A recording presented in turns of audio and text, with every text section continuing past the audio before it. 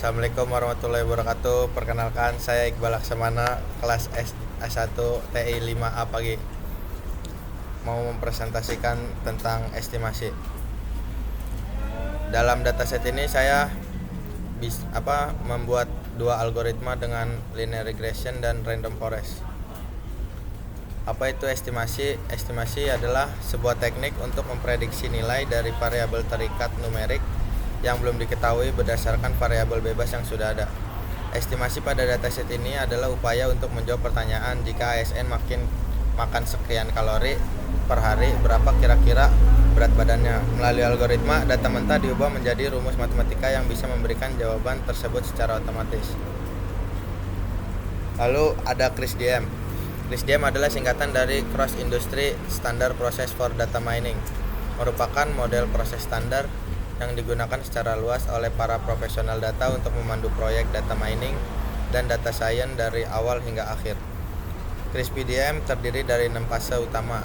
Yang pertama, business understanding, fokus pada pemahaman tujuan instansi untuk mengatasi masalah kesehatan ASN yang memiliki berat badan tidak ideal. Di sini kita menetapkan tujuan untuk menganalisis hubungan konsumsi kalori dengan berat badan dan mengembangkan model estimasi untuk memberikan rekomendasi pola makan sehat. Yang kedua, data understanding, mengumpulkan data awal melalui survei internal pegawai ASN dari berbagai divisi, memeriksa kualitas data terkait variabel kalori per hari dan berat badan aktual pegawai untuk membentuk hipotesis awal mengenai hubungan keduanya. Yang ketiga, data preparation, meliputi pemeriksaan missing values pada dataset berat badan ASN dan melakukan transformasi data. Di tahap ini, atribut nama dimodifikasi menjadi peran ID, variabel kalori ditetapkan sebagai variabel bebas input, dan berat badan sebagai label target. Yang ketiga ada modeling, memilih dan menerapkan teknik algoritma estimasi kelompok menggunakan algoritma linear regression dan untuk memodelkan hubungan linear sederhana, dan random forest untuk menangkap pola non-linear yang lebih kompleks dalam data. Evaluasi menilai apakah model prediksi benar-benar menjawab kebutuhan bisnis dalam memprediksi berat badan secara akurat. Evaluasi dilakukan dengan membandingkan nilai RMSE dan absolute error.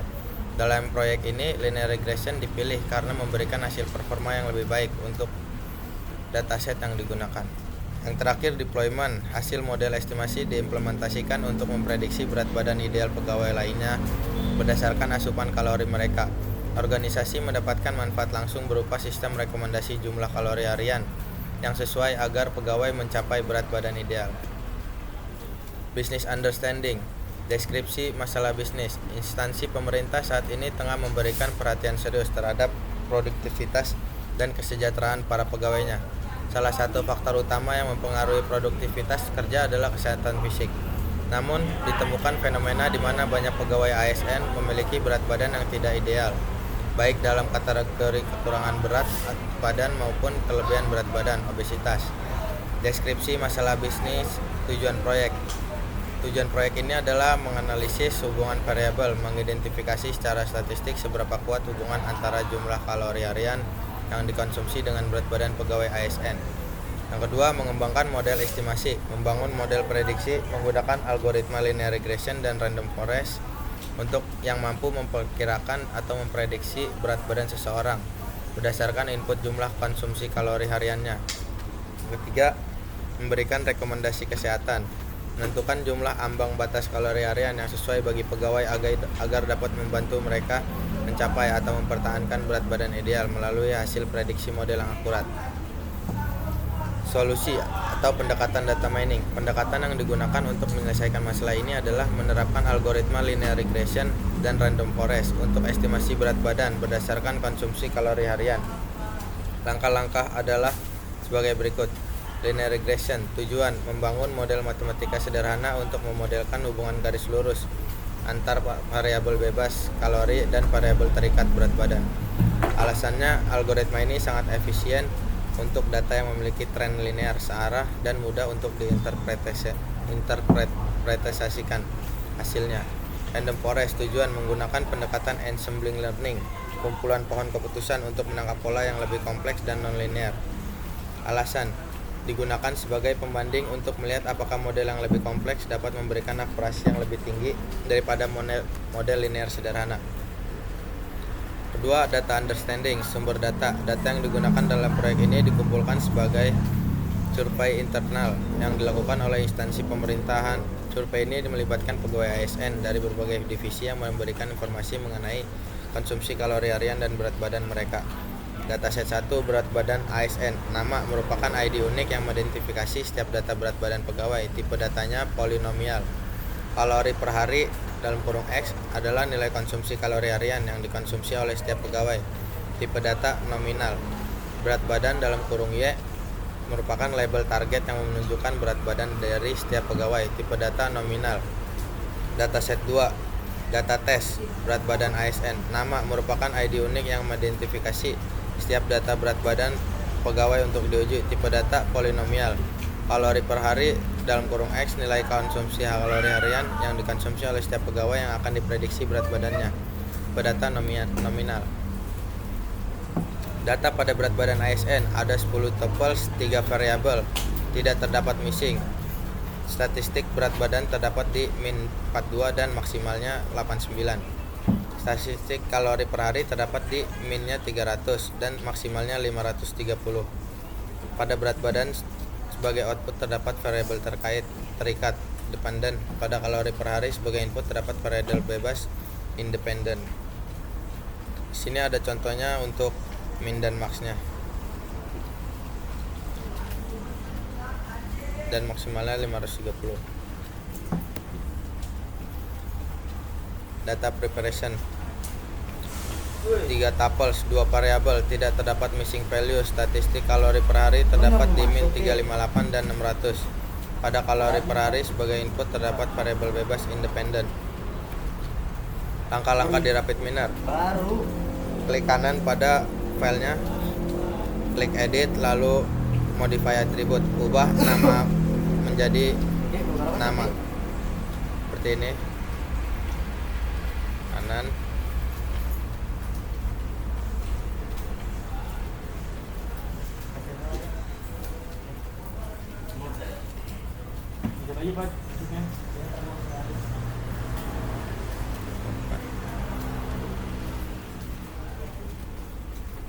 edit,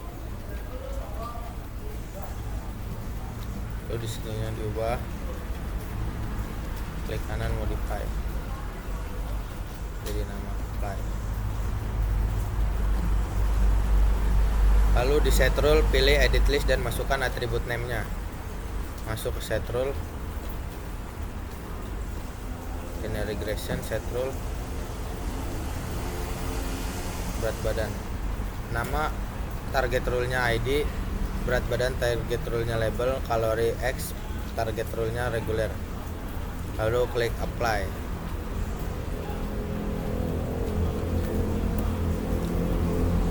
Performance-nya centang sesuai di foto, yaitu RMSE, absolute error, squat correlation.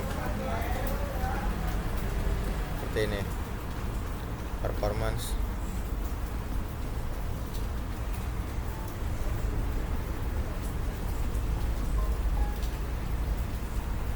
Parameter.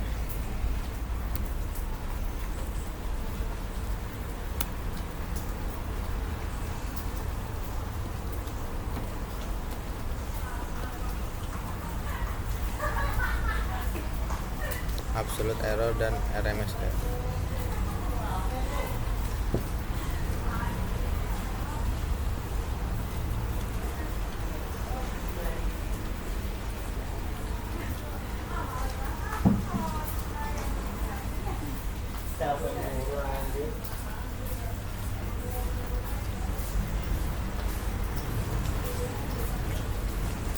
Lalu untuk modeling linear regression dipilih untuk memodelkan hubungan linear antara kalori per hari independen dan berat badan dependen. Kedua, ada random forest, menangani kompleksitas data dan memprediksi prediksi lebih akurat. Langkah-langkah modeling meliputi pemrosesan data, latihan model, serta evaluasi hasil untuk prediksi yang tepat. Evaluasinya linear regression, performance-nya RMSE-nya 406.314. plus slash min 0.000. Absolute errornya 397.372 plus slash min 84.772. Relatif errornya 84.852% plus slash min 0.12%. Untuk random forest RMSE nya 409.130 plus slash min 0.0000.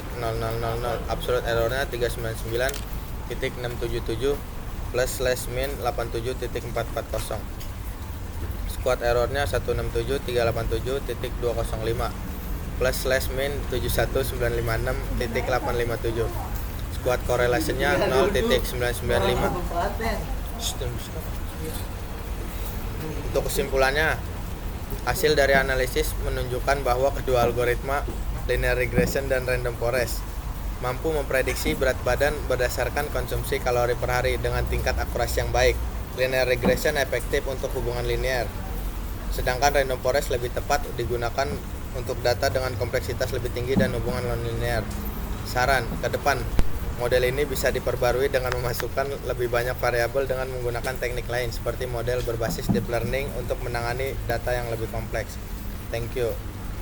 Untuk cara save proses RMP-nya, klik file, save as. Di sini masukkan lalu pilih untuk penyimpanannya di proses atau data missing atau di UAS. Di sini sudah di save. Oke, sekian dari saya. Kurang lebihnya mohon maaf. Assalamualaikum warahmatullahi wabarakatuh.